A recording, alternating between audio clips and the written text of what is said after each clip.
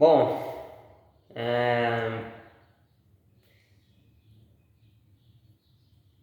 como diria boa parte aí dos palmeirenses, né? Com o que falaram aí quando a gente tomou 3-0 da LDU, a merda já tá feita. E o que nos resta é acreditar. Não tá tudo por água abaixo, tá? Não acredite nesses palmeirenses amendoins aí falando que o campeonato já era, tá? Isso aí não é verídico.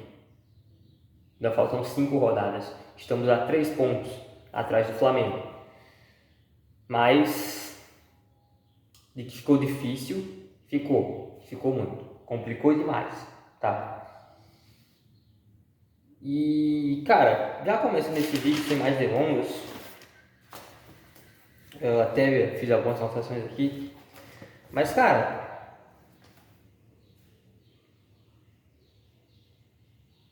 a estratégia do Abel Ferreira no primeiro tempo e nos 15 minutos do segundo, né, nos primeiros 15 minutos do segundo tempo, foi compreensível, tá? Foi compreensível, e não é passando pano para o Abel não, tá? Inclusive, para vocês que não sabem, que acompanham o canal, eu defendi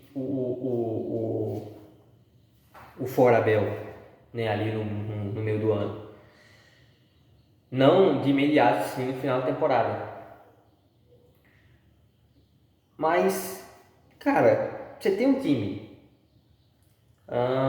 Começando com a escalação, né? A escalação foi aquela prevista mesmo, né? Com o Veiga ali de atacante ali com o Bruno Rodrigues, né? Foi Carlos Miguel, Kelvin, Murilo, Mikael e Jefté, Aníbal, Fux, Felipe Anderson e Maurício, Veiga e Bruno Rodrigues. A escalação era essa. E, cara, dá pra entender a estratégia do Abel. Por quê? Você não tinha que fazer, cara. Você não tinha que fazer. Você olhava pro banco,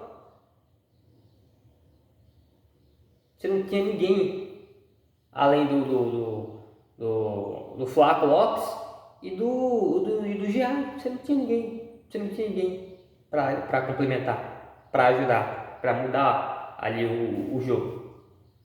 Você tinha o Flaco, que é um ótimo centroavante, que pra mim deveria ter começado jogando, teria ter começado como titular, e o Jean é lateral. Então você não tinha peças ali para mexer. Porque se você fosse adotar uma postura agressiva, e na minha opinião, se o Palmeiras jogasse de uma maneira agressiva o tempo todo, venceria o Santos. Mas se você adotasse essa postura agressiva desde o início, chegaria uma hora que o Palmeiras iria cansar. E aí não teria ninguém para substituir. Então foi uma estratégia aceita, uma estratégia até que compreensível. Mas a estratégia não deu certo. Qual era a estratégia? Esperar o Santos jogar no contra-ataque. Mas o Palmeiras não tinha jogador de velocidade para isso. Os jogadores de velocidade que o Palmeiras tem é Flávio Lopes, que na verdade não é tão de velocidade assim, ele só cadencia, mas sai muito bem, nesse quesito. E o Vitor Roque, que está na seleção. Bruno Rodrigues não tem essa mesma velocidade. Então, foi uma estratégia que foi por água abaixo, né? Ali por água abaixo ali em quesito de funcionar, porque não funcionou, tá? Até tem aqui os lances aqui do jogo que eu anotei, tá? E ressaltando aqui, se não fosse Carlos Miguel, a gente poderia ter tomado 2-3, tá? O Maurício teve uma chance, né? Recuou ali pro Brasão, bateu uma bola rasteira. E aí a nossa zaga, eu acho que a nossa zaga foi bem, tá? Eu não acho que a nossa zaga foi muito ruim, não, tá? Eu acho que a nossa zaga fez uma bela partida defensiva. Só que um dia essa defesa cansada iria ser vazada. Um momento iria ser vazada essa defesa cansada, tá? Não tem ninguém para substituir, a não ser o Giai, né? Tirou o Kelvin e colocou o Giai. E aí, na minha opinião, matou toda a chance de ofensividade do Palmeiras, dali por diante. Mas O Igor Vinícius passou sozinho na marcação do Palmeiras. O Palmeiras permitiu essa passagem do Igor Vinícius, que estava solto no primeiro tempo. O Igor Vinícius estava jogando muito no primeiro tempo. E o Palmeiras estava permitindo que isso acontecesse. E ele deu um chute ali no canto esquerdo do goleiro, só que o Carlos Miguel com o pé salvou. Para mim, o Carlos Miguel, já falei aqui para vocês, tem que ser titular para a temporada 26, tá? Discutível. Mas isso aí já é outros 500. O João Smith teve uma chance aí no cabeceio, né? E aí o Barreal, né, teve aí outra chance cara a cara, fez uma defesaça aí, o Carlos Miguel. De novo, outra defesa. O Neymar teve suas chances também, né? Bolas de FT. Teve um cabeceio da zaga do Santos que o Kelvin salvou em cima da linha. Então, assim, tava tudo dando errado pro Palmeiras. O Palmeiras não conseguia sair pro ataque. O Bruno Rodrigues, ele matava todas as chances de contra-ataque que o Palmeiras tinha. O Bruno Rodrigues tava matando, né? Porque não é um jogador de velocidade, rapaziada. Se tivesse o Vitor Roque ali como válvula de escape, até entenderia jogar no contra-ataque. Se tivesse a dupla Flaco-Roque, dava para entender jogar no contra-ataque. Mas não tinha, né? E aí veio as mudanças aí pro segundo tempo, né? Saiu o Felipe Anderson e Bruno Rodrigues, entraram o Flaco e Luiz. E teve ali uma mudança de posicionamento, uma mudança tática que o Abel fez, que até deu uma melhorada pro time no segundo tempo. E aí a estratégia do Abel continuou, né, de deixar o time mais recuado, não porque o Santos tinha o melhor time, mas porque o Palmeiras ele não tinha reservas. E se o Palmeiras fosse para cima com tudo, perderia energia, e aí não teria jogador para suprir, né? O banco de reserva do Palmeiras estava muito ruim, tá? Isso já é um alerta para a temporada 26. O último mandato da Leila, a Leila tem que fazer umas 4 ou 5 contratações de peso, não só para brigar por titularidade, mas para dar uma reforçada mais no elenco. O elenco do Palmeiras está muito fragilizado quando tem convocações e tal. Então a Leila ela tem que se atentar a isso, né? Fazer muitas contratações aí para que o elenco do Palmeiras se fortaleça, tá? O Luiz teve uma chance, né? Ele recebeu a bola na direita, bateu de chapa e o Brasão fez uma excelente defesa. O Santos ainda teve mais 2 ataques perigosos. E, cara, aqui está a minha indignação, tá? Eu entenderia se o Palmeiras não vencesse o jogo terminasse 0-0 e a gente não tivesse chances de abrir o placar, tá? Eu entenderia, porque a gente não tem reserva, cara. Por mais que o nosso time seja melhor que o do Santos, até o nosso reserva. Eu acho que o time de ontem que foi escalado é melhor do que o do Santos. Mas não tinha reserva, não tinha ninguém para suprir, tá? Só que o que me incomoda mais é o roteiro da partida. Por que o roteiro da partida? Isso aqui é a minha opinião, você pode discordar. Porque o Palmeiras teve chance de abrir o placar. O Palmeiras teve chance de sair na frente. E vocês sabem que quando o Palmeiras ele sai na frente, é difícil o adversário tentar reagir de alguma forma ali para poder empatar o jogo. É difícil. Porque para quem conhece o Abel sabe. Quando o Palmeiras faz um gol, quando o jogo ali está muito difícil, o que, é que ele faz? Ele 5 linhas de 4, acabou o jogo. Não tem mais jogo. E aqui o Palmeiras teve a chance do jogo. O Flaco Lopes teve a chance do jogo. Tá? Então, assim, se eu estou indignado com essa derrota do Palmeiras para o Santos, já não concordava com o empate. O empate seria péssimo. E a derrota foi pura merda, tá? E aí o Flaco bateu colocado. A bola foi para fora, passou isso aqui da trave. Mas tinha o Maurício na direita passando. Livre. Ele tinha a bola no jogo. Era só tocar de lado. Se o Flaco deixasse de ser fominha nesse lance, Só nesse lance mesmo, o Palmeiras ganharia o jogo. Ali acabaria completamente o jogo. Que é difícil você jogar com o Palmeiras atrás do placar. É muito difícil. Fala aí, 3 viradas que o Palmeiras tomou nessa temporada. Que o Palmeiras saiu na frente e tomou uma virada.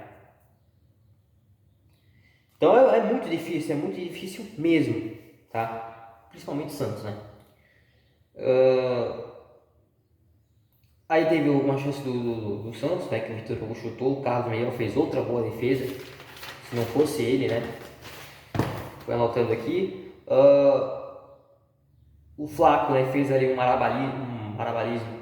Acho que é assim que se faz, pronuncia. Eu não sei, são palavras difíceis para mim. Minha dicção é muito horrível. Fez ali uma boa jogada ali. Chutou, o Brasão fez outra defesa. E aí vem a entrada que, na minha opinião, mata o jogo, tá? Saiu o Kelvin, entrou o Giai. Depois saiu o Maurício para a entrada do Larson, né? E aí o Carlos Miguel fez outra boa defesa, o Carlos Miguel trabalhando. E depois que o Giai entrou, o Palmeiras não teve mais poder ofensivo. Porque o Giai é um jogador muito defensivo.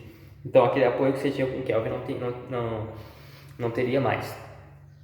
E aí, se a merda já estava feita, o Palmeiras fez questão de complementar, tomando gol aos 45 minutos do segundo tempo. Gol do Rui Laser, que acertou um belo chutaço ali, um foguete sem chance pro Carlos Miguel. O empate já era ruim, derrota aí piorou, né? Porque se você empatasse, né, você teria ali acho que uma chance a mais, né? Por quê? Porque se o Flamengo, se você empata esse jogo contra o São Paulo, contra o Santos, e o Flamengo empata o jogo contra o Fluminense e você ganha vitória, você passa o Flamengo.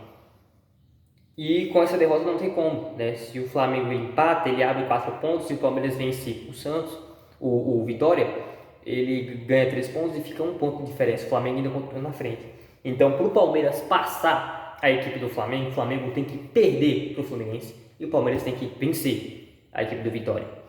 Então ficou muito, mas muito complicado mesmo. Muito complicado. Então, a estratégia adotada pelo Abel Ferreira é compreensível, é muito compreensível. Mas não funcionou porque as peças ali, na minha opinião, não encaixaram. Porque, primeiramente, não é um time entrosado. Segundamente, porque não tinha peça para isso, né? Para jogar no contra-ataque. E dá para entender porque se o Palmeiras jogasse agressivamente, o Palmeiras ele iria cansar muito rápido. Aí você olha pro banco, tem quem? Tem ninguém. Já tem o Giai, o Flaco e os meninos da base. Então, dá para entender. Só que eu acho inaceitável perder esse jogo. Inaceitável, tá? Inaceitável até pelo roteiro do jogo, porque o Palmeiras teve bola para poder vencer a partida e não guardou. E aí é o famoso quem não faz leva, né?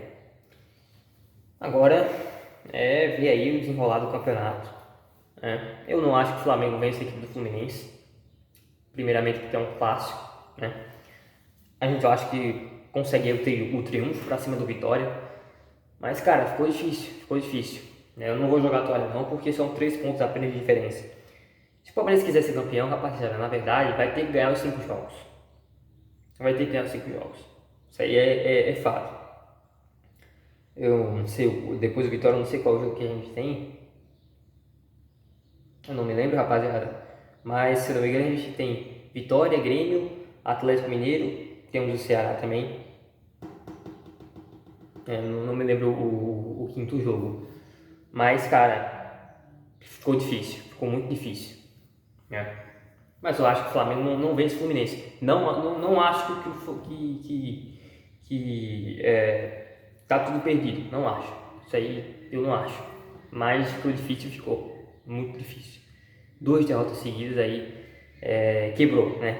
Mas vamos manter a chama acesa aí. E que sirva de lição aí para Leandro Pereira fazer contratações de peso, né?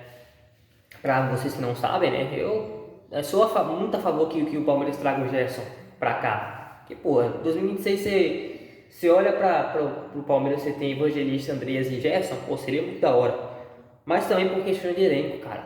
A gente precisa muito, né? Não só precisamos muito de jogadores como o Gerson, né? Jogadores de peso, para poder não só brigar por titularidade, mas também para suprir o elenco, né? Porque vai chegar na data FIFA e a gente vai ficar totalmente desfalcado, cara. Foram 9 desfalques, 9. E agora esses desfalques custaram muito caro, né? E o roteiro da partida também, né? Porque o Palmeiras teve a bola do jogo. Mas é isso, fazer o quê? Agora, né, ver aí o que é que vai dar na quarta-feira, né? A gente pega Vitória às 7 da noite e às 9h30 o Flamengo tem um clássico contra o Fluminense. Então é isso, rapaziada, tamo junto. Deixe sua opinião nos comentários, o que você achou do jogo e bom final de semana. É nóis.